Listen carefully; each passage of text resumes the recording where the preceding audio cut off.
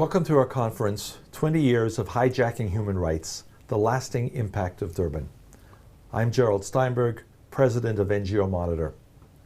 Before I begin, I would like to thank our co-sponsors, the International Legal Forum, Med Israel for Fred, My Truth, Stand With Us, Honestly Concerned, Belgian Friends of Israel, Sweden-Israel Alliance, Auditor Online, UK-LFI, Mideast Freedom Forum Berlin, Palestinian Media Watch, Elnet, ILI, the Lawfare Project, HETS, Ireland-Israel Alliance, and UN Watch. Almost 20 years ago, in September 2001, a few days before the 9/11 mass terror attacks, the United Nations Human Rights Commission held a conference, ostensibly to mark the end of the apartheid era in South Africa, and to adopt an auspicious plan of action under the heading of eliminating racism and discrimination worldwide. But instead, this mega event held in Durban, South Africa, was hijacked to launch a new and virulent form of hate and anti-Semitism that continues and expands. It was also in the context of Durban where the moral betrayal of the network of non-governmental organizations, NGOs, claiming to promote human rights and international law became very visible. This was the beginning of NGO Monitor. Durban had three frameworks: diplomatic, youth, and NGOs. In the diplomatic forum, the proposed text was designed to revive the infamous 1975 UN resolution equating Zionism with racism and singling out Israel with accusations of genocide, ethnic cleansing, and war crimes. The American and Israeli delegations walked out. The Europeans and Canadians stayed and brokered a revised text, which reduced but did not eliminate the anti-Israel vitriol, giving this language lasting legitimacy. The most damaging aspect of Durban was the NGO Forum, where the deeply anti-Semitic behavior was very blatant. The proceedings were tightly orchestrated and controlled by a few groups in order to turn Israel into the new version of apartheid South Africa. There were mass marches through the streets of Durban. Hate material was distributed, including the protocols of the Elders of Zion, and there were signs with stars of David and a swastika. In the panels inside the forum, the NGO directors, including from Human Rights Watch, prevented participation of speakers who did not toe the anti-Israel line, all in the name of human rights. Mary Robinson, the High Commissioner for Human Rights, observed all these events, but failed to respond. Afterwards, when the cost to her own image became clear, she meekly explained that there was nothing she could do. The anti-Semitism in the forum's final declaration was blatant, referring to Israel with terms such as apartheid, war crimes, ethnic cleansing, and even genocide. Calling for the complete international isolation of Israel as an apartheid state, this is where the NGO-led Boycott BDS movement and lawfare campaigns were launched. For these reasons and more, Durban became the most potent symbol of organized hate against Israel as the nation-state of the Jewish people. Natan Sharansky referred to the 3 Ds of anti-Semitism: demonization, double standards, and delegitimization, which form the content of the Durban NGO Forum. We are now 20 years later, and the Durban NGO Plan of Action is being implemented in every direction. Poisonous Israel Apartheid Weeks, featuring the same NGOs and their anti-Israel slogans, are annual events at university campuses, inciting attacks on Jewish students and institutions. For 20 years, these NGOs, including Human Rights Watch, Amnesty, and their allies, many of whom are irresponsibly funded by European governments, have continued to promote the same strategy, including a recent Human Rights Watch campaign and report which used the apartheid term 200 times and received widespread media coverage. Under the banners of intersectionality and solidarity, and adding the term Jewish supremacy, anti-Semitic attacks are at their highest levels since the end of the Holocaust. In parallel to this hate, the fact that the UN is planning to celebrate the 20th anniversary of Durban is another travesty, which is the reason for holding this event with our many co-sponsors, to prevent another UN anti-Semitic hijacking. for the powerful anti-Israel NGO network, another event under the flag of Durban will be exploited for even more hate and demonization. To their credit, the governments of the United States, Canada, Australia, and today the United Kingdom have announced boycotts of this event, repeating the steps they took in 2009 regarding the first Durban Review Conference in Geneva, which ended in a farce. It is vital that others, particularly in Europe, follow. We expect that every government will also take measures to ensure that no public funds are used for any NGO activities, and we can assure you that the excellent and highly professional researchers and analysts at NGO Monitor will be following and reporting on these developments. There's no one more qualified than the Honorable Erwin Cutler to open this discussion. He is Professor of Law at McGill University, served for many years as a Member of Parliament in Canada, and as Minister of Justice and Attorney General. He was a member of the Canadian delegation to the Durban Conference, counsel to prisoners, many prisoners of conscience, including Natan Sharansky and Nelson Mandela, and currently serves as Canada's Special Envoy on preserving Holocaust remembrance and combating anti-Semitism. He is also the founder and head of the Raoul Wallenberg Center for Human Rights. Erwin, I'd like to thank you for joining us, for taking the time to participate in this event. And I'd like to start by asking you a question which takes you back 20 years. Shortly after Durban, you referred to this anti-racism conference that itself became a forum for racism. And 10 years later you wrote, as one of my colleagues put it at the time, if 9/11 was the Kristallnacht of terror, Durban was the Mein Kampf. You said, those of us who personally witnessed the Durban Festival of Hate, with its hateful declarations, incantations, pamphlets, and marches, have forever been transformed. And you said, for us, Durban is part of the everyday lexicon as a byword for racism and anti-Semitism, just as 9/11 is a byword for terrorist mass murder. I'd like to ask you to go back 20 years and talk a little bit about the atmosphere, what you saw, what you heard, responses that you and others went through during that time.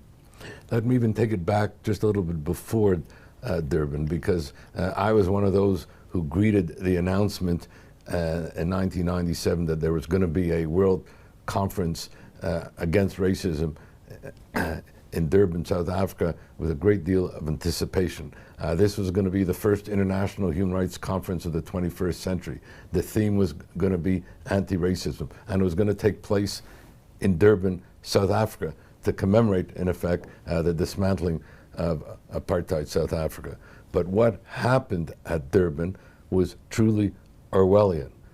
That which was to be a world conference against racism turned into a conference of racism against Israel and the Jewish people.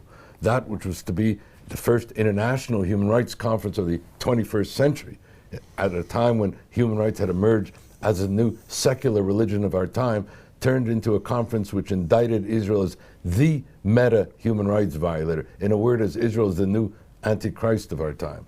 And a conference that was to commemorate the dismantling of South Africa as an apartheid state turned into a conference calling for the dismantling of Israel as an apartheid state. And I'll never forget the incantations, the demonstrations, the marches, the chanting, that the struggle against racism in the 20th century required the dismantling of South Africa as an apartheid state, and the struggle against racism in the 21st century requires the dismantling of Israel as an apartheid state.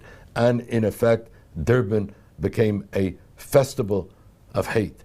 Every regional tent, every thematic tent, every demonstration, every march, every pamphlet, every poster was littered with the notion of Israel as a racist apartheid state. So Durban, in effect, became the launching pad for the indictment of Israel as an apartheid state. It just isn't happening now. It was launched at Durban, and it was launched in a very strategic and organized way. We're still all feeling the repercussions of what happened at Durban. And as you described it, it was very strategic, it was well planned, it was hijacked.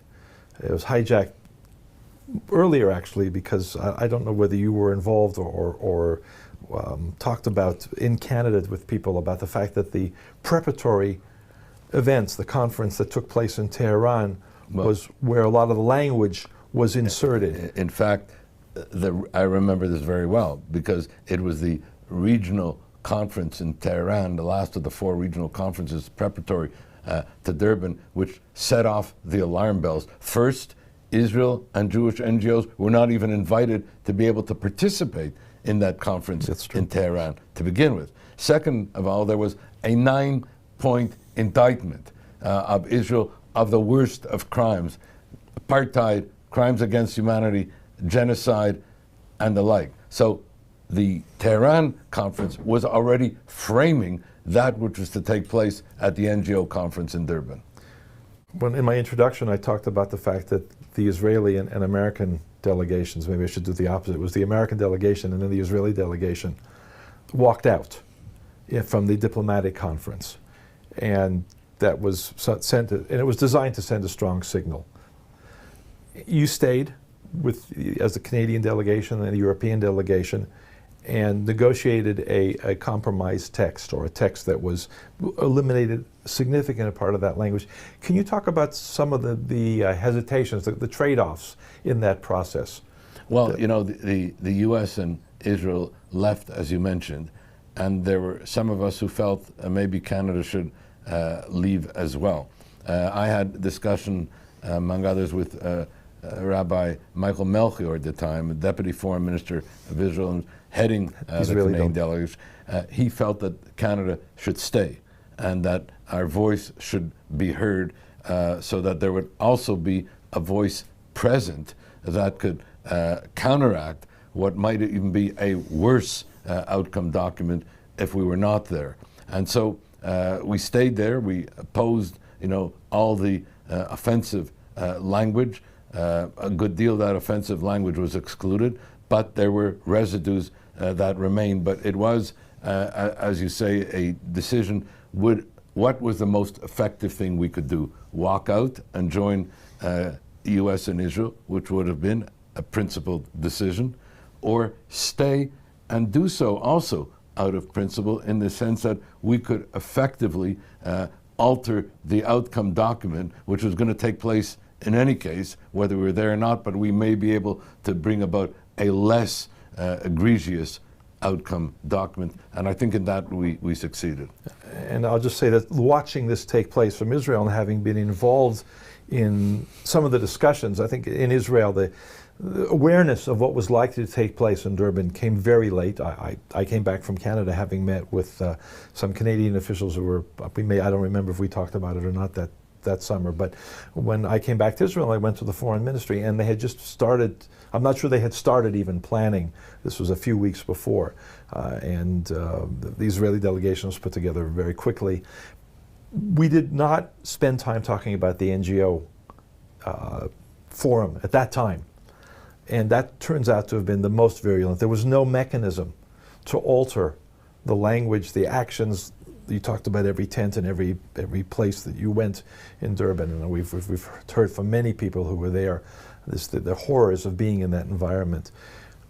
One of the responses, perhaps, and I'll say this, but you may disagree, but one of the most important responses seems to me that people like yourself and others who were there came out of Durban and said, we need to tackle this, and that led to discussions about the definition of anti-Semitism, which as of 2016 became officially adopted by the International Holocaust Remembrance Alliance as the working definition of anti-Semitism, which included examples, a number of examples, such as denying the Jewish people their right of self-determination, which gets right into that issue that you talked about the goal being to dismantle the State of Israel. Or another example is claiming that the existence of the State of Israel is a racist endeavor. The example doesn't talk about apartheid, but I would argue that calling Israel as apartheid state, again, as you said, using the analogy of South Africa, whether you call Israel a racist state or an apartheid state, it's still a form of anti-Semitism. Another example is using double standards, requiring a level of behavior of Israel not expected or demanded of any other democratic nation. You were also involved in the process, a very important process of, and centrally involved, of writing this and bringing it through the process to becoming the consensus definition. Can you talk a little bit about the evolution of that language and that working definition? And then we can talk also about the controversies that exist now about it. Yeah, I think one of the things that have been missing in all the discussions about the IRA working definition on anti-Semitism, it is the most authoritative, comprehensive, international definition that we have. What's been missing are two things. Number one, it's the most representative. Namely, it was adopted in a democratic decision-making process over a period of 15 years by intergovernmental bodies, governments, parliaments, NGOs, experts, and the like. The second thing that has been missing and almost omitted is the impact that Durban had on the crafting of the working definition. Let me just say the first Stockholm conference on the Holocaust occurred in 2000. There were 4 Stockholm conferences. I attended all 4. I headed the Canadian delegation. The first one established the International Holocaust Remembrance Alliance itself.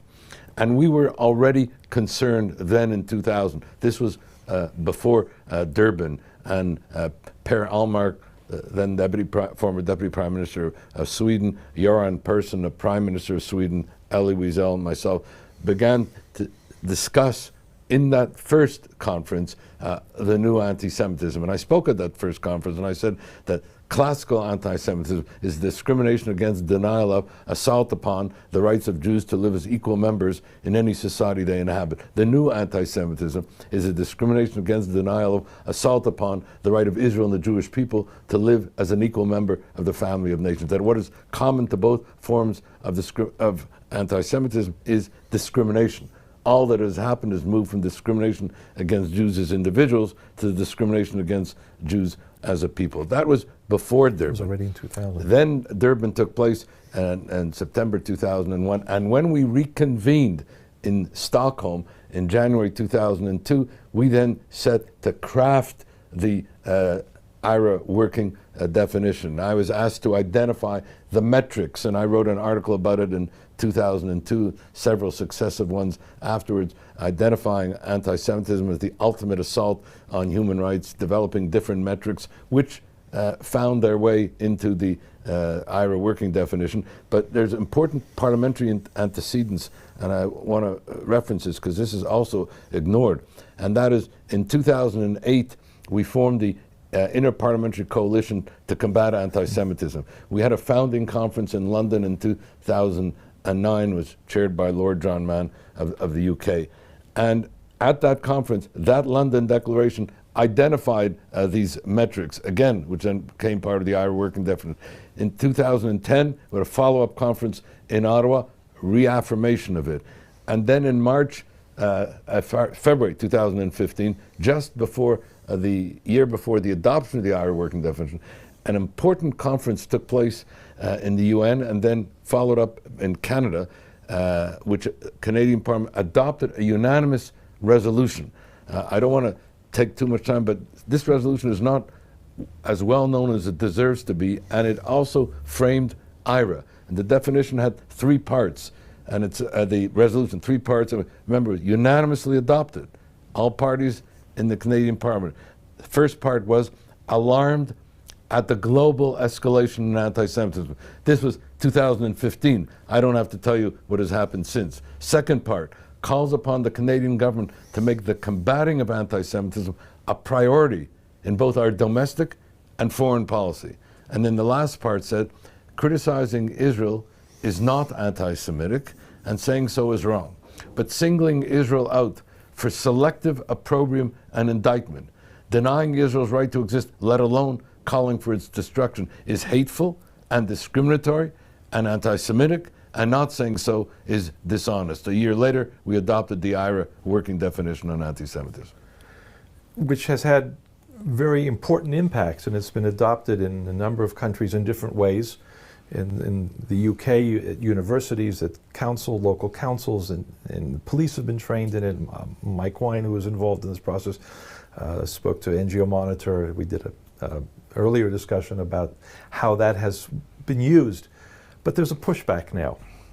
And it's actually interesting that what the so-called Jerusalem working definition, or the Jerusalem definition of anti-Semitism, which is really, from everything that I've seen, basically written and put together in Berlin within a German context, with all the complexities of post-Holocaust German politics and dealing with Israel, and where they claim that the IRA definition prevents legitimate criticism of Israel. And I don't remember anybody pointing out any example where the IRA definition, in fact, did prevent legitimate criticism.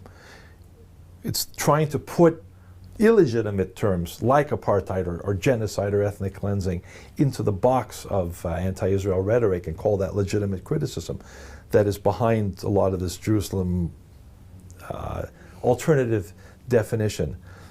It's interesting, and you might want to comment on this, that from what I've observed, that it comes up at exactly the time the attempt to weaken and sabotage the IHRA working definition comes at exactly the same time as we're doing 20 years after Durban, and exactly the same time as you have the same actors, the NGO actors, doing these big campaigns, reiterating, claiming this is new. Human Rights Watch said that it crossed the red line, that Israel apartheid had crossed the red. But this is exactly the same rhetoric that they used. And I remember Ken Roth getting on American media and talking about the criticism of Human Rights Watch's role at Durban and saying that they were legitimately criticizing, they use the term Israeli racism and apartheid. So it's, from perspective that I see, it's been 20 years, same campaign, same language, not anything new, not anything particularly different, and the same excuse that what they're doing is legitimate criticism of Israel. They even claim to have invented a different definition of apartheid. Well, you know, the part of the critique, in effect, never references Durban at all. And that's why it is so important to frame the development of that definition as having been anchored in the hate festival of Durban and in that scurrilous indictment of Israel as an apartheid state, crime against humanity, etc. The other thing that is being ignored, apart from its ahistorical part of ignoring the development of the IRA definition, is that the IRA definition was anchored in human rights law in general and equality rights law in particular. What it basically was saying was that the Jewish people and Israel deserve equal protection and equal treatment before the law. I would have thought that this would have been a foundational human rights principle that all human rights NGOs would endorse. It also said that under the International Covenant on Civil and Political Rights, states have international legal obligations to prohibit incitement to hostility, discrimination, and violence. And this is also part of the framework that underpin the IRA definition. And the final thing about free speech, that this suppresses free speech, that's turning the IRA working definition on its head. In other words, the purpose of the IRA working definition was in fact to protect free speech. It was to protect the speech, for example, of Jewish students and their supporters on the campuses who are increasingly being marginalized, excluded, or silenced, not even being allowed to partake in any discussions on anti-Semitism. And it was intended to protect also legitimate criticism of Israel, intending also to protect those who want to speak in favor of Palestinian rights. It expressly said so. What it was excluding was the kind of scurrilous criminal type of indictment that is prohibited under international law and in particular denies Israel and the Jewish people, as I said, equality before the law, equal protection and equal treatment of the law. So this whole human rights framework is being ignored and inverted. That's a good lead into the question of what's happened and what is happening to the broader framework of human rights institutions and the frameworks that basically were the modern ones that were created in the shadow of the Holocaust. The Universal Declaration of Human Rights, the Genocide Convention, the frameworks within the UN Back in Durban, it was the Commission for the Human Rights Commission. Now it's the Human Rights Council and all the institutions. Durban was really it was a shock to the system.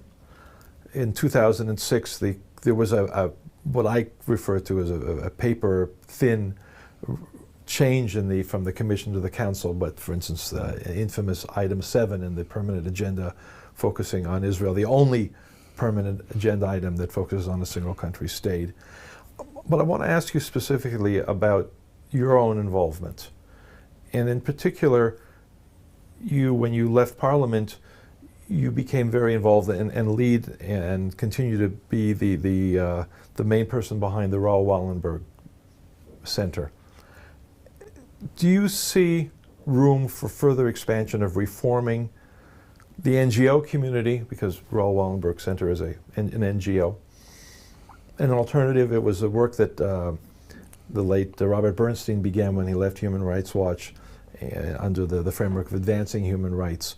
There are a few of these frameworks that are attempt to push back at what's happened in the NGO community and how that is reflected and reflects the agendas, the very distorted agendas of the Human Rights Council and similar institutions. Do you see that as expanding and developing an alternative voice? I should also include that the Geneva Summit, which is recently concluded, which does present what I would say a genuine perspective and focuses on the real heroes of human rights in the 21st century. Can you talk a little about your own involvement in that? Maybe also a little bit about Raoul Wallenberg and why you chose to name your center after him. Well, you know, as a Canadian, the United Nations is part of my DNA. Human rights is a central component of Canadian foreign policy. International law, I would say, is a central idiom of our identity. Professor John Humphrey, first my professor, then my colleague, one of the draftspeople of the UN Universal Declaration of Human Rights, also symbolizes its Canadianization with respect to human rights. What is so disturbing has been the phenomenon of what I would call the laundering or masking of the delegitimization of Israel, worse, of anti-Semitism under universal public values, under the protective cover of the United Nations. You mentioned the UN Human Rights Council. We shouldn't ignore that every year at the UN General Assembly, some 18 to 20 resolutions single out one member state of the international community. It happens to be Israel for some 20 resolutions of condemnation, while the major human rights violators enjoy exculpatory immunity. So it isn't only about the singling out of one member state for discriminatory treatment. It's the fact that we are effectively immunizing and ignoring the real human rights violators. That's in the UN General Assembly. I don't even want to get into on the UN specialized agencies, each one of them in its own. Just recently, the UN, the World Health Organization, declared that Israel not only is a violator of human rights, the only violator of health in the world.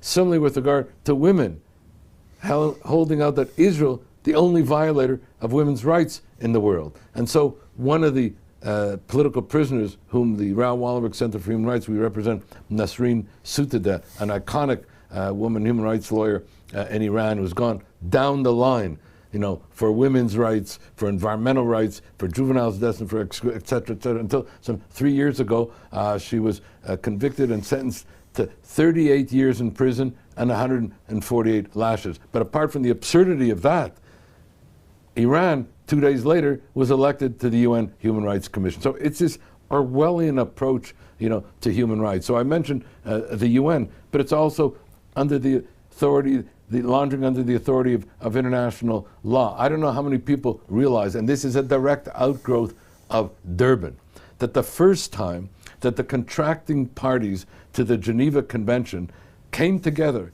to put a state in the docket was in the immediate aftermath of Durban. That state was not Syria. That state was not any of the other major human rights violators in the world. That state was Israel. And 3 times now, the contracting parties to the Geneva Convention have come together to put one state in the docket for the violation of the Geneva. On all three occasions, it is Israel. You mentioned the UN Council on Human Rights, the agenda-specific agenda item 7. I've been there. I've seen this Alice in Wonderland situation where the conviction and sentence are passed even before the hearing begins. And then what is the worst of all is the laundering of anti-Semitism under the cover of anti-racism itself. Let's face it, the worst thing you can say about anyone is to call them a racist. The very label supplies the indictment. No further proof is required. And when you come to states and you say not only that Israel is a racist state, but it is an apartheid state, well, let's appreciate that apartheid is defined in international law as a crime against humanity. If you say Israel is an apartheid state, you're saying it's a crime against humanity. If it's a crime against humanity, then it has no right to be. Then we have an obligation to see that it has no right to be. And if that's not enough, you call it also a Nazi state. So not only does it have no right to be, but we have an obligation to make sure that it has no right to be. So this is the ultimate Orwellian inversion and corruption of human rights and international law. And NGOs, among others, should be amongst the forefront with respect to fidelity to human rights, humanitarian law, international human rights law, and the like. And the Raoul Wallenberg Center, which we founded, has been founded in remembrance of Raoul Wallenberg, who's Canada's first honorary citizen, who demonstrated how one person with the compassion to care and the courage to act can confront evil, prevail, and transform history. And I'll just give one example because it's very telling in terms of today. From mid-May to the beginning of July 1944, 440,000 Hungarian Jews were deported to the death camp Auschwitz. The worst, most horrific, most efficient killing field, if I can use that term, in all of the Holocaust. Raoul Wallenberg arrives in the Swedish legation in Budapest in mid-July 1944. And with a combination of bravery and bluff and mobilization, he brings together other embassies, and together, and under Wallenberg's leadership, they save 100,000 Jews in the next 6 months. So what the entire international bystander community did not do, one person, as I said, with the courage to care, the compassion to act and care, transformed history. And that is why we established the Raoul Wallenberg Center in remembrance, in commemoration, and that we should act upon that universal lesson, how one person with the compassion to care and the courage to act can confront evil and transform history. Not everybody can be a Raoul Wallenberg, but every day, each one of us, by one good deed, can help transform the scale of evil to good. I'd like to close by asking you one more question that continues this important moral foundation that you've laid out. One of the justifications, the justification that sometimes we often hear for some of the horrific violence, and it's important to remember that Durban took place in the backdrop of the worst terror attacks, mass terror attacks in Israel. It was just before 9/11, but at the same time there were buses, Palestinians were blowing up buses and blowing up cafeterias and restaurants and places where young people, the Dolphinarium in Tel Aviv was the first mass attack like that. All of this took just a few months before Durban. And it's being justified. We often hear voices, well, this is legitimate resistance against occupation, or it's even against apartheid. And at the same time condemning Israel's self-defense activities, the counter-terror actions, as violations of human rights and international law. That's the basis for going to the International Criminal Court, and the same NGOs with the same campaigns also since Durban. And those are central elements of the Durban strategy. How do you respond to that mantra of saying that resistance to occupation justifies this kind of mass violence? Well, first of all, that also turns international law and morality on its head. That also was one of the not only thematic developments at Durban, but in the immediate aftermath of Durban found itself into a UN General Assembly resolution. So that corruptive language, the right of resistance, right, entered into the lexicon, and what that does is, number one, it sanitizes terrorism on the one hand, and it frames the exercise of self-defense as if it was terrorism on the other. And that's why I say it's a kind of double Orwellian thing. And if we take what was happening then, Durban was at the time of the worst terrorist outbreak between 2000 and 2004, as you mentioned. 1,000 Israelis were murdered, over 4,000 were wounded. Not a word about it at Durban. So the worst thing about it, was the sanitizing of terror and then trying to dress it up as if this was a legitimate resistance to occupation, and doing so in such a way as to preemptively indict any democratic country that would be responding legitimately through the exercise of self-defense. So it's not only just Israel that's at stake here, it is really the integrity of the whole human rights system, of the promotion and protection of democracies and the like, and the legitimacy of terror. And it's also a playoff on the words, in the Second World War, terrorism et résistance, as if this was, it brings in impliedly, the old echoes of Nazism.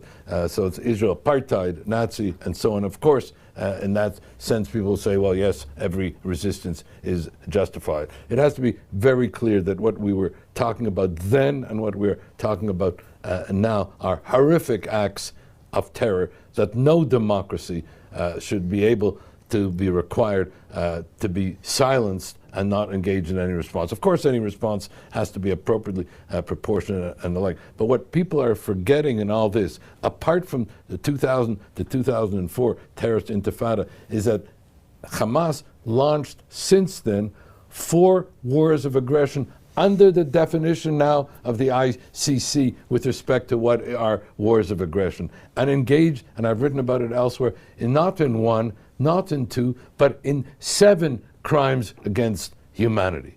And so by us not exposing and unmasking this criminality, we are sanitizing terror, and we are undermining democracies.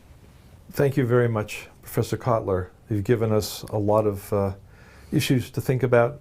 Yeah, one thing I think that's important to state as well, that none of this is intended to suggest, nothing that I was saying is intended to suggest that Israel and the Jewish state is somehow not responsible for any violations of human rights and humanitarian law like any other state.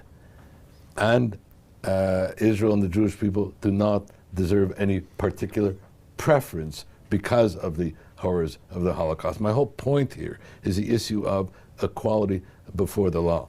But the problem is not that Israel should seek, or that anyone should seek on its behalf, that Israel be above the law.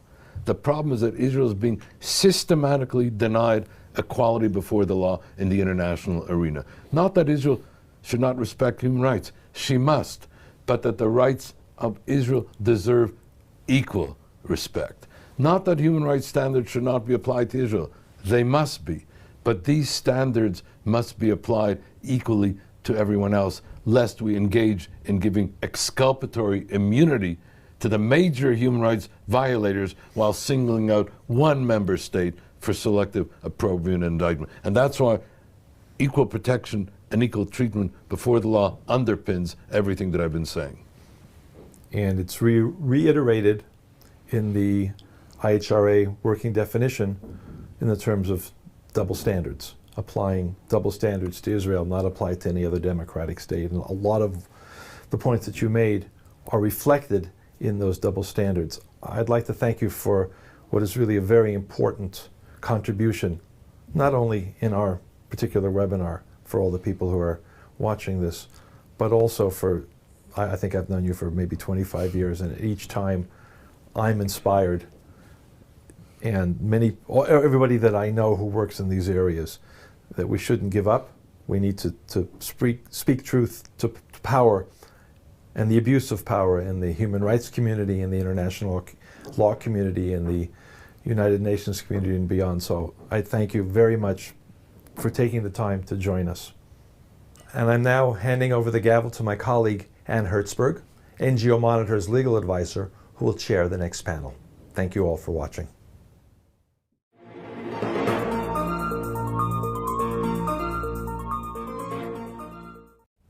Hello, I'm Anne Herzberg, NGO Monitor's legal advisor. Welcome to our panel on the lasting impact of the 2001 Durban Conference. We have a very exciting panel today with two former Israeli ambassadors to the UN in both New York and Geneva, and who are integrally involved in dealing with the aftermath of the Durban Conference. They will be joined by Professor Gerald Steinberg, NGO Monitor's president, who founded NGO Monitor in the aftermath of Durban and was one of the first people to identify the Durban Strategy campaign to delegitimize Israel. The 2001 Durban Conference must be seen in the context of the UN's dissonant relationship with Israel. On the one hand, the UN was the framework through which international legitimacy was conferred to the notion of a Jewish state. But on the other, UN bodies have been the primary venue for attacking the idea of Jewish self-determination and the legitimacy of Israel and the nation-state as a nation-state of the Jewish people. In 2001, the UN Human Rights Commission organized a massive conference in Durban, South Africa, ostensibly held to mark the fall of the South African apartheid regime, grandiosely named the World Conference on the Elimination of Racism, Discrimination, and Other Forms of Xenophobia. From the very outset of the Durban planning process, it was clear that anti-Semitism would be promoted rather than tackled, and that demonization and delegitimization of Israel would be a central feature. Durban marked the revival of the Zionism is Racism canard, and upped the ante to draw the equivalence between Zionism and apartheid, a campaign that we have seen in recent months intensify. Israel was also portrayed as the main embodiment of a genocidal regime guilty of ethnic cleansing, hearkening the worst human rights crises of the 1990s in Rwanda and the Balkans. At the preparatory committee meeting in Tehran, even though Israelis and Jews were unable to participate, the Office of the High Commissioner for Human Rights allowed the event to go ahead. The draft declaration issued accused Israel of a new kind of apartheid and made offensive comparisons with the Holocaust. UN officials, including High Commissioner Mary Robinson, claimed that they could not do anything to change the language. During the Durban Conference itself, the focus on Israel was coupled with grotesque displays of anti-Semitism and the exclusion of pro-Zionist speakers. The US and the Israeli delegations walked out of the conference. In order to prevent the Europeans from also leaving and ending the ability to produce a consensus document, Mary Robinson and others worked to edit out the offensive Tehran language.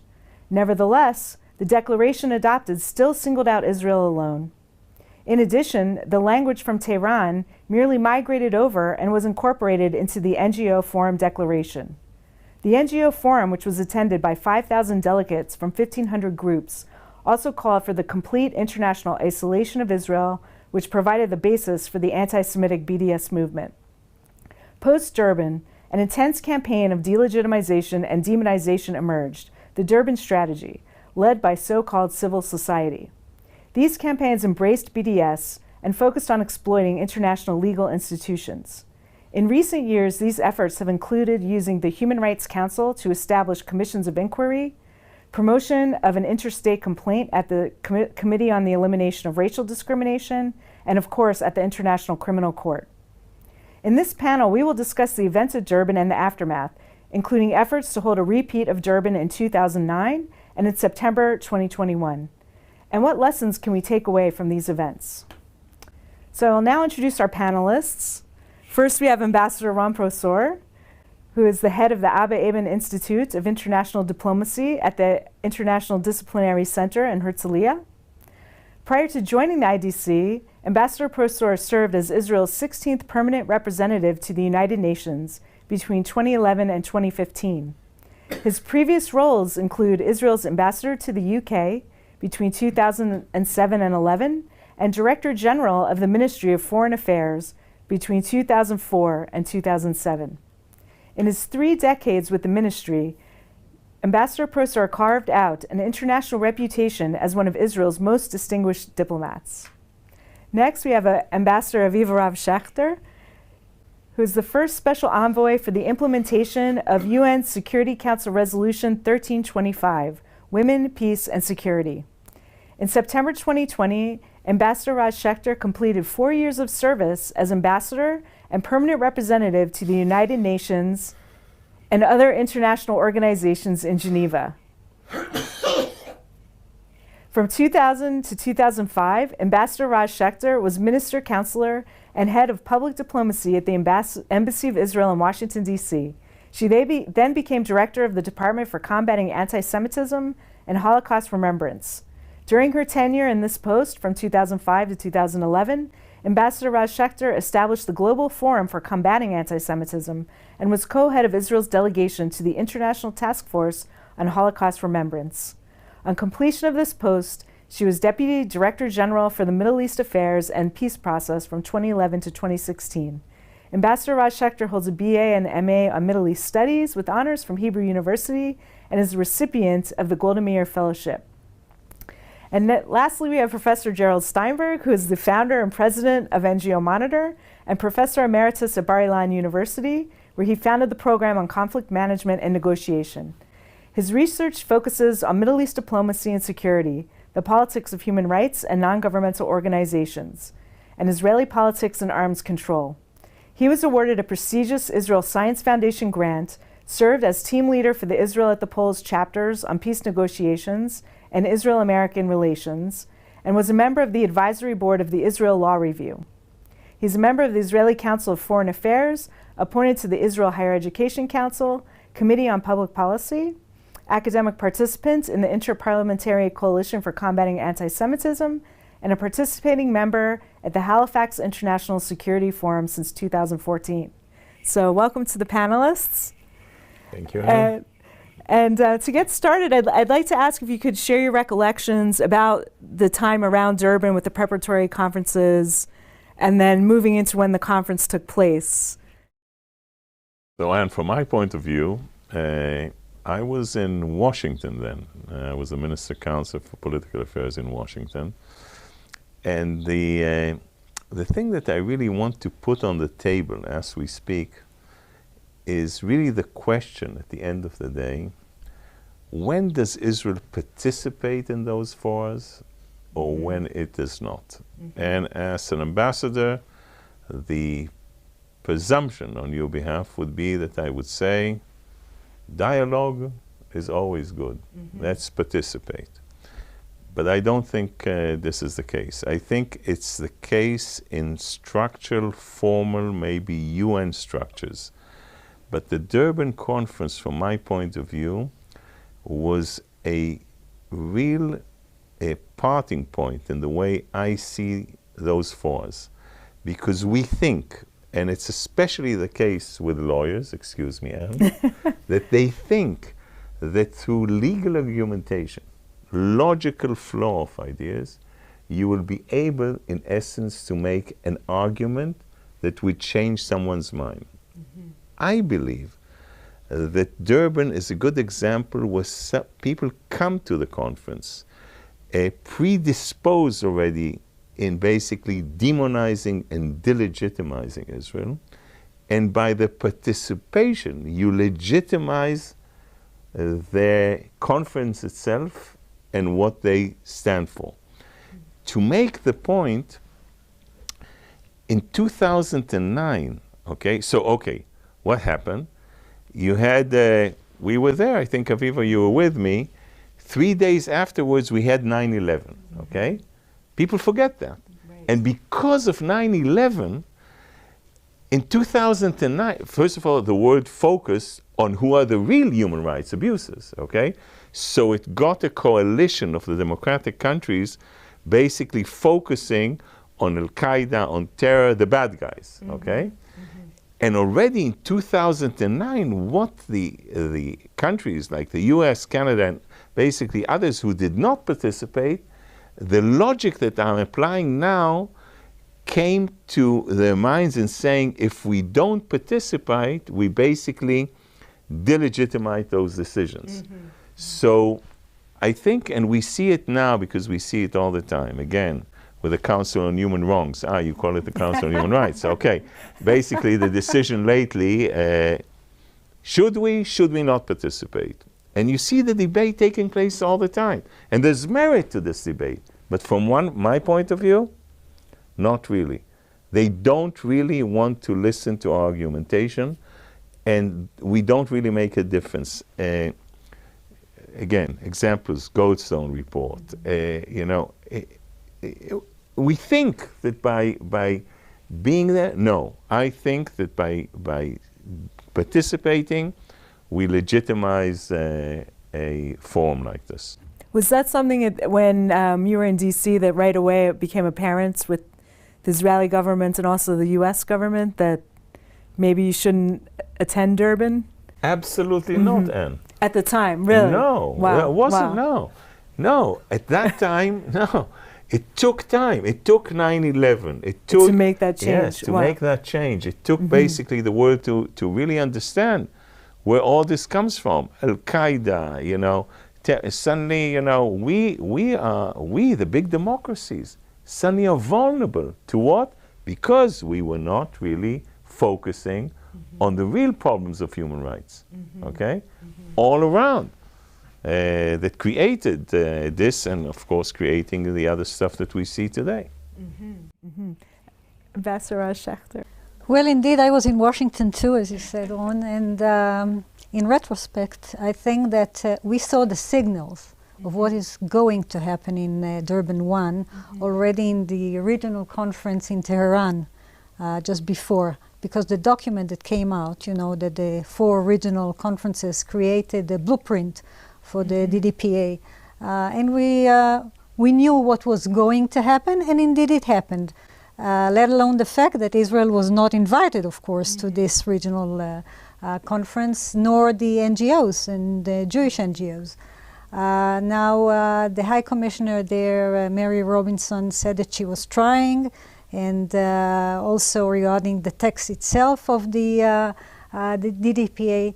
But I must say that once we saw that the whole conference against racism was hijacked by an intentional campaign of delegitimation of Israel, of putting a twist of the whole concept of fighting racism. After all, the State of Israel would join, as you say, any conference that will fight racism. We will be the first to be there. It's now a declaration of independence and along the years.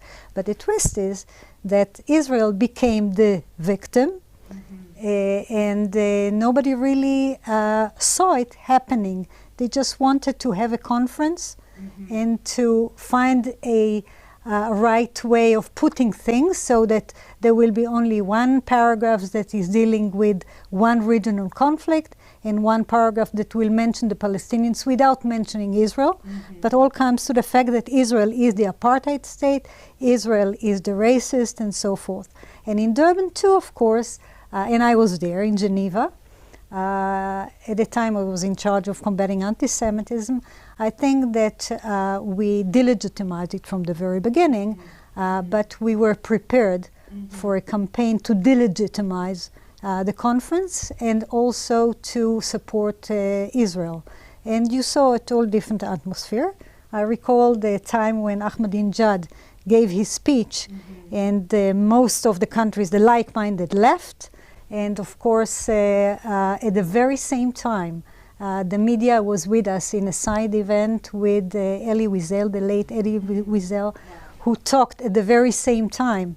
And I remember when he said, "Don't be bystanders." We saw what happened when bystanders did not act, and even now we are seeing again what is the danger of being a bystander.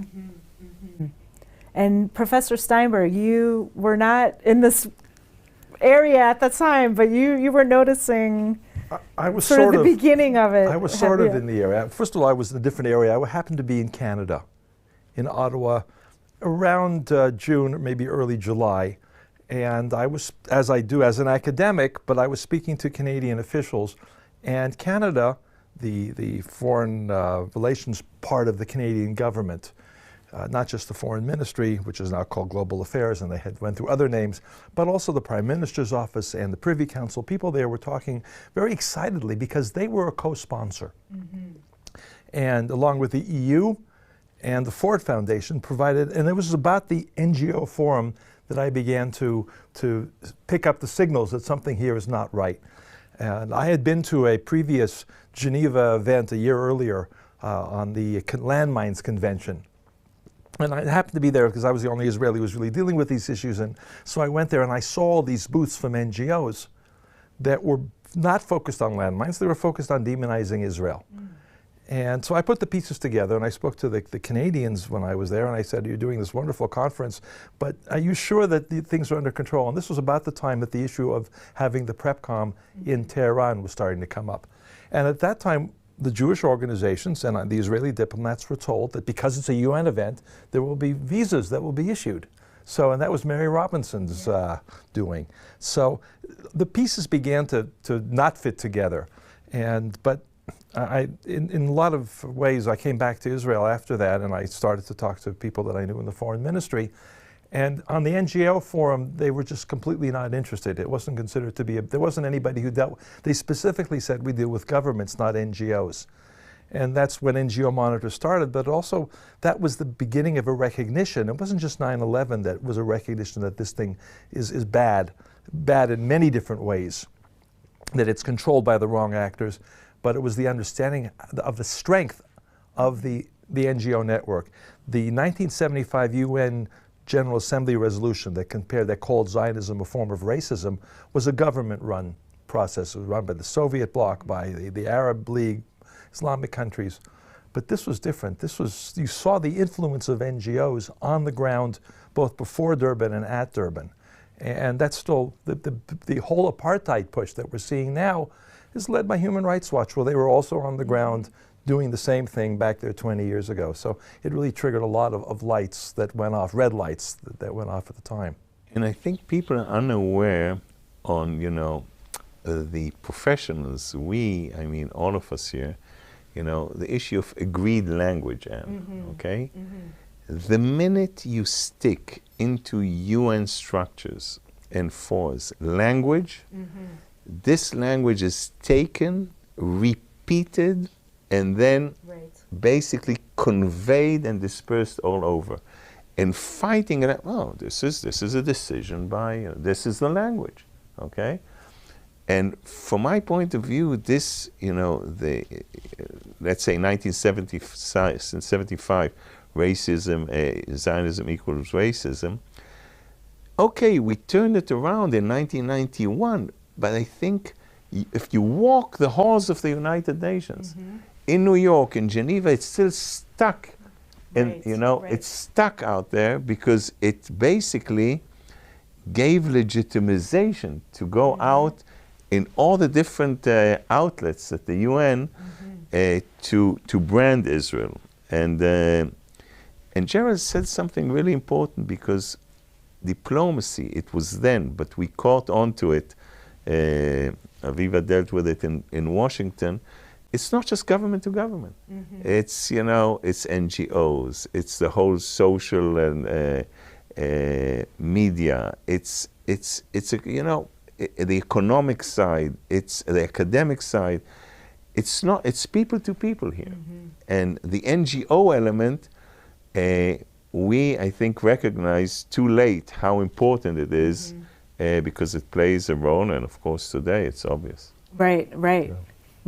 And in the immediate aftermath, I mean, it seemed like right away they started implementing the Durban Declaration and the program against Israel. Yeah, the BDS movement began, and the ICJ case, the International Court of Justice case against the security barrier. And what is in addition to that, they always use that in essence saying, this is legitimate criticism of Israel, right? So all those anti-Semitic elements, okay, which was there, you mentioned the BDS, you see, it's not Israel, it's 48, it's the existence of the state. Elements which are clearly anti-Semitic. And the IRA Declaration, okay, you see the IRA Declaration, they make the connection with the understanding that this is anti-Israel. But God, I mean, look at what's happening now in Europe, in London, in Jewish women. why go far? You know, this TikTok game, you know, hit the Jew, and basically also take it on camera. You know, this is anti-Semitic to the core. Did so Ambassador Raz Shechter, around that time, that's sort of when the Israeli government started to really put together significant programming to combat anti-Semitism. So again, I'm taking you back to the Durban conference. We have to remember, as you mentioned, that we had the second Intifada, and we had September 11th, 3 days later. And I think there was an accumulation of modern events, processes that were given the boost in Durban 1 for the BDS movement, for the campaign of apartheid. You saw it all over campuses in the United States and also in Europe, and I was facing it. And one of the biggest challenges that I saw is that once you install a language and a term, then everybody accepts it, even though they know that it's not true, but it's being politically correct. We saw also the Jewish students that couldn't fight against that, and we have been trying. So the Ministry of Foreign Affairs at the time, seeing these processes, decided to integrate into its foreign policy the need to combat anti-Semitism and also the remembrance of the Holocaust. The fact that there is an International Remembrance Day by the United Nations is part of that modern campaign, I would say policy, and we managed to convince everybody that fighting anti-Semitism and the remembrance of the Holocaust are important instruments and tools in order to stop this delegitimation and also to learn the lessons of the Holocaust. Because as you recall, in the text, the initial text of Durban, they wanted to put Holocaust in plural. Right. And not even in a capital H. Right. And this is something that we managed to change. So I'm taking that. You mentioned IRA, the IRA working definition from 2016. I was a co-chair with Avner Shalev, the head of Yad Vashem, and we decided to create a subcommittee within ITF, then the International Task Force, then it became IRA, to deal with the new anti-Semitism, the fact that delegitimation of the state of Israel and putting Israel as a racist state is bringing in not a new type of anti-Semitism, because we saw it already in 1975 in the equation, but it is bringing many NGOs, civil society, to join this campaign. Muslim communities, growing Islamists that are taking that as their agenda, especially in Europe, combined with the progressive left, and they didn't have a real common denominator. But the easiest common denominator was bashing Israel, turning Israel into the racist and apartheid state. From there on, I would say that the United Nations created also the DPI, within the Department of Information, a whole program. And we saw also within the OSCE. But people have to understand, the DPI, basically the UN, has people on its pay list that all they do from morning to evening is basically bash Israel. That's what they do, and they get paid by an international forum like the United Nations. And you see it in all instruments of the United Nations, of course, along the human wrongs, you say, the human rights. But indeed, we saw the nomination of a special envoys by countries, by government, and you mentioned the Global Forum. The Global Forum was, I think, one of the most important creations because it became the biggest international forum to discuss fighting anti-Semitism with governments, with parliaments, and with civil society. I think it integrated those three most important elements and created a policy, and I think that this is one of the most important instruments until now to discuss and to eliminate the spread of anti-Semitism. So one thing, Professor Steinberg, that I find really interesting is one would think, a group like Human Rights Watch or Amnesty International would be total partners in this effort to fight anti-Semitism. That's one of a primary objective of supposedly universal human rights. But we don't see those organizations at all participating in these types of efforts. So can you talk about that a little bit and explain why you think that is? I think on the contrary, they are major movers of this process of demonization of Israel, and very much in the spirit of anti-Semitism. And there are many different explanations, and as an academic, I'm not going to waste go through a lot of, there are lots of courses that one could discuss all the different aspects, but there are a few things that stick out.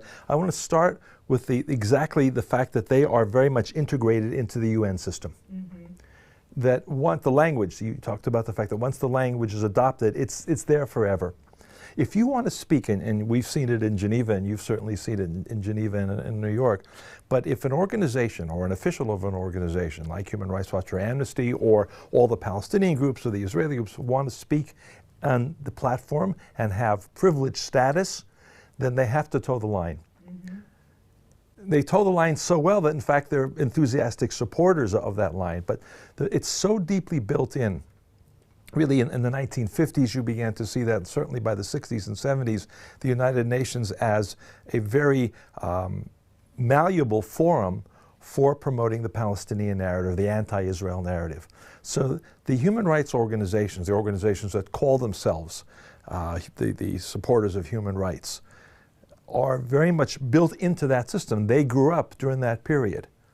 They became, first of all, they were formed, Amnesty in the 60s, Human Rights Watch in the 70s, but then developed their roles and their importance, and then from that, the funding that they got, all built into that UN system. I think it's a major factor. There are other aspects as well that have to do with traditional anti-Semitism. You see that very often in among groups that are based in the UK and in Europe, and unfortunately even in Amnesty. When it was started, it had a very much, and Jews who were Jewish internationalists were very involved in the founding of Amnesty, as they were in Human Rights Watch and the whole process. But you see that the infiltration of people who are very much in the tradition or within the history of anti-Semitism and singling out Jews and Israel as a Jewish state. So by the 80s and 90s, that became part of that NGO process as well. And then you add to that the very important role played, the power, the influence of, I would call the pseudo-NGOs, that are the Palestinian groups and many others that are out there in different Islamic countries, different Arab countries, and also represented in Europe. They also they reinforce all those other tendencies. You add all those pieces together, and you have a very strong NGO network, which is very much built into the anti-Israel narrative and the anti-Semitic narrative. So it's interesting because when Secretary General Guterres came in, he appeared to make anti-Semitism kind of a cornerstone of his tenure, fighting anti-Semitism. And there's one special rapporteur on freedom of religion, Ahmed Shahid, who wrote a very good report last year about tackling anti-Semitism, recommending the adoption of the IRA definition of anti-Semitism. And in the past year, they appointed Miguel Moratinos as a special envoy. Yes. Although I don't really know what he's done to date. It's more of a dialogue of civilization. Right. So, but then on the other hand, you have the Human Rights Council. You have the Committee on the Inalienable Rights of the Palestinian People. So it's, on the one hand, you have some people trying to make a difference, right? And then on the other, they seem to be completely going backwards. So, and then the Durban process also. Two things. What Gerald said, if I had to capsulize this, is structural and institutional bias ingrained in the structures of the United Nations, okay? This has taken years, it was incremental, but they managed to really create those structural, inside the organizations that basically work from within, okay? Which are very, very hard to counter. The point here is that it's not just that. It's, for example, and I headed Israel's Foreign Service, Ambassador Gillerman was then in New York on the Holocaust Memorial Day on the 27th of January. It was really hard work. It was headed by Silvan Shalom, who basically talked to every dignitary that came. But how hard it was to really get this through. And very proud of this, okay? It's important because it's educational generation. It's not just the resolution itself. But if you think about this, here is Guterres, anti-Semitism. It's probably lately my lack of hearing as I get a bit older. I haven't seen him say anything about things that are coming out from Tehran. And again, we always say we miss an Israeli or someone who has, in a UN position. We have no assistant secretaries at the UN, Syria, Libya, I know all the world has them. We don't. We don't have one single, at the assistant secretary and upwards. Even on anti-Semitism, with all due respect to, Angel, Michel, Moratinos, Aviva mentioned it's more a dialogue of, because, what's his name? It came from Spain. What was the guy's name? His deputy that headed the forum in Spain. Bottom line, it's a dialogue of civilizations, which is dialogue, I don't want to say in order for, but it doesn't really create the difference. And when I say, structural and institutional bias, the problem is not the bad guys. That's easy to explain. The problem is the so-called like-minded countries. Right. Okay? Right. Aviva, Gerald, item 4, item 7. I remember going to, I always love going to British ambassadors because they have the Sir before their name. I also thought they should have bestowed a knighthood upon me. Sir Ronald Prosor of Tzur Adasa. You need a place. You cannot, hey, Mark, why are you singling me out with item 7? Am I not good enough at least to be with a crowd in North Korea, Libya, and Syria? I can up my game on human rights. No real answer, okay? And you can see that on, and by the way, what I'm telling you, you should say, hey, Ron, you came to New York nearly after 30 years. Was this a surprise to you? Absolutely it was a surprise to you, okay? The voting patterns on things that you would say are incredible. I talked to Aviva before. I said, hey, we are part of the West European and others group in New York when I came. We're not there in Geneva. Right. We weren't there in Vienna. We were not in Nairobi. Why? Kacha. We started working on this, on something which should be easy. Yeah. And they don't even have to blame the others. It's their decision, the West European and others group. So that's what I call the structural and institutional bias. What's interesting is when you were there, it took Israel dropping out of the UPR to force them to take Israel as the WEAG. This was exactly the give and take. The give and take. Explain UPR, and then we'll Right. So when Universal Periodic Report. When the Human Rights Council replaced, as you all know, the Commission on Human Rights in 2006, they added this Universal Periodic Review mechanism where supposedly all the countries would be evaluated equally. Hasn't really worked that way in practice. But let me mention, if you mention the UPR, with the creation of the council, the change between the commission, and this was a major instrument that everybody was hailing, and it was a give and take decision to create item 7, because you get the UPR, everything is built on former reports and on the former terminologies. And at the end, I should say that now with the last COI and the one that I have been witnessing sitting in 2018 regarding the events along the border with Gaza, that everybody is talking about fighting terrorism. But what happens in the resolutions is that that you're dealing with a terror organization, the Hamas, and you legitimize terrorism and call it resistance, Right. This is the way the Palestinians are putting it. Right. And I think that as long as the like-minded will not say we have to restart everything, recalculate, what we are doing for human rights, then we are just thinking in changing human rights to human wrongs.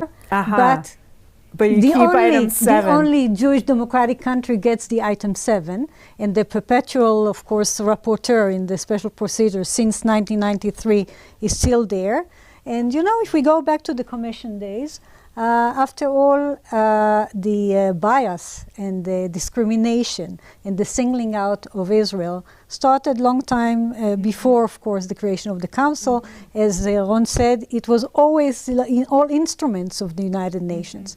I think that within the HRC, it gets to its heights. And when we see the number of course, resolutions, about over 40% of all country case resolutions are against Israel. And if we look at the special sessions, out of 28, I think, we just saw the 9th, and look at the outcome. Right.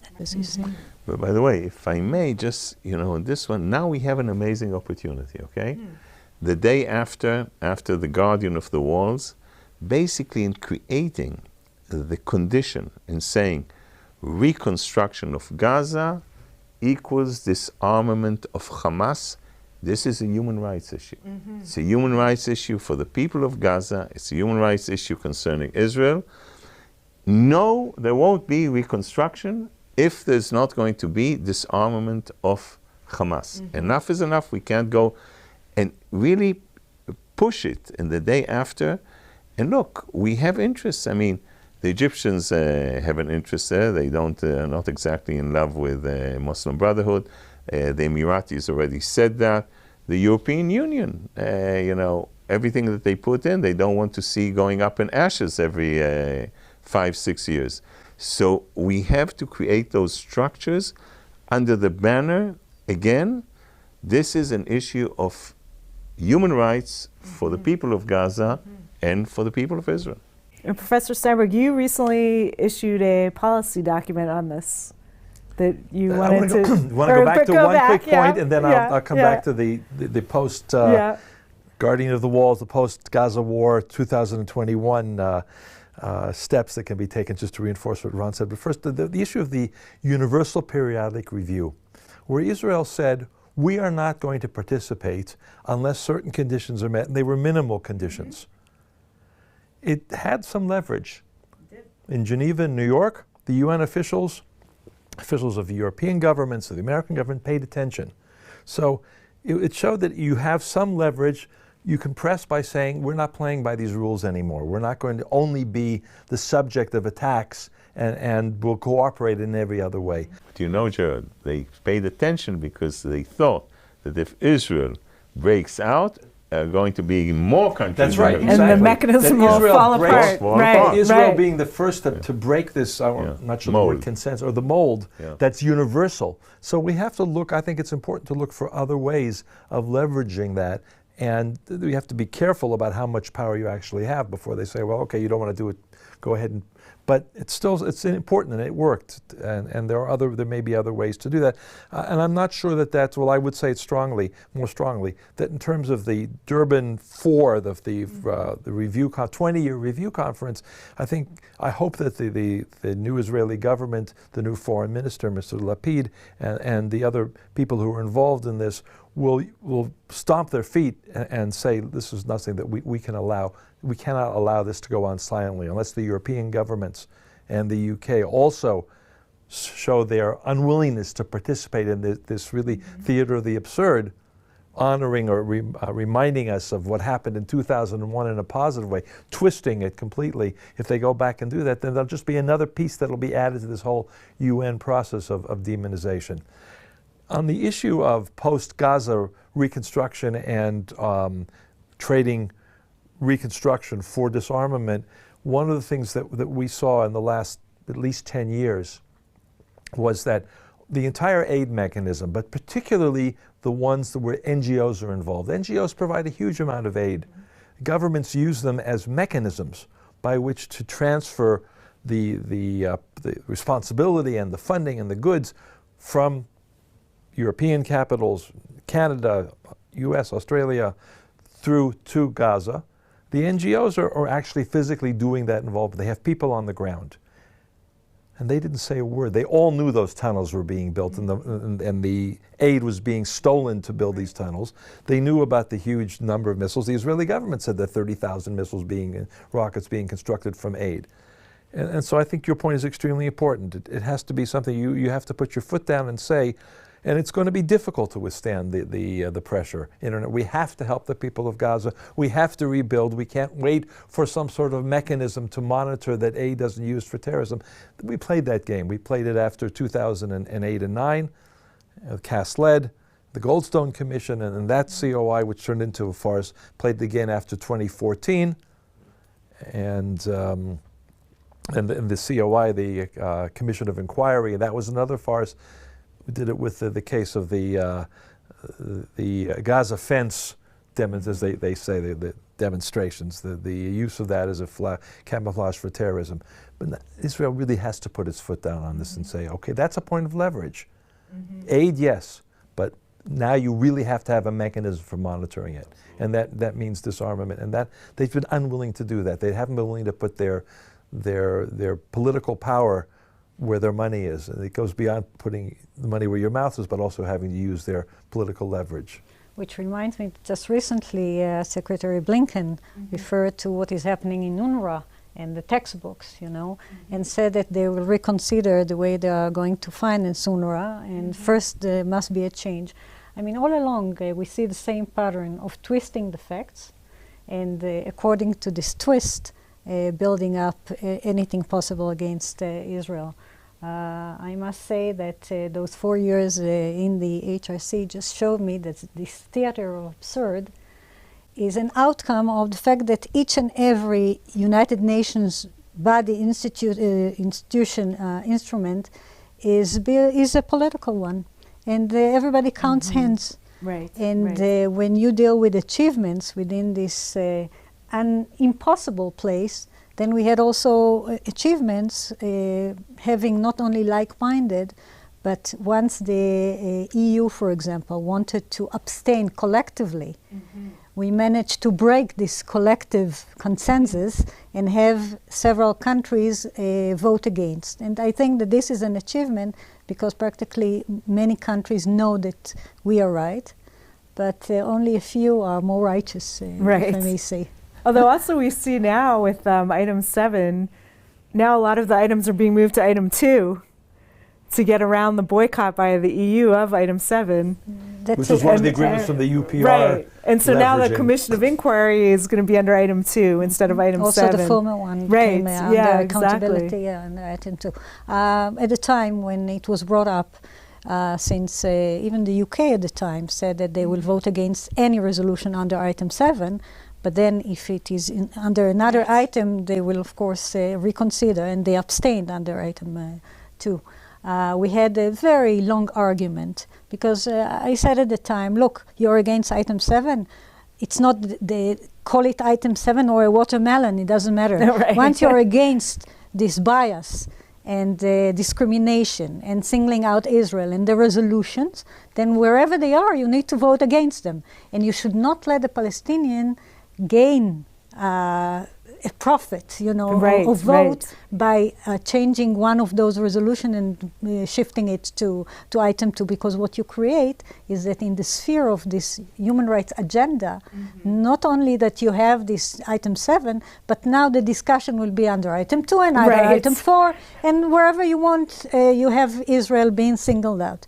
So I think it was a big mistake, and the Palestinians, although they did not win what they wanted in the voting patterns under item 2, they realized that it's a good way to deal with the Europeans. And right now we saw another, combining 2 resolutions. And again, just think on our forum, who really knows about, item 2 or item 4? We need, we have to speak, a language with people. By the way, I really believe, out of experience, that the voting patterns of certain European countries at UN forums, the public in those countries don't really know how. They have no idea, right? Including Germany, by the way. Okay, so we have to convey it, and also something which is new is the whole issue that we see now on social networks, where when we went into it, basically, many people thought,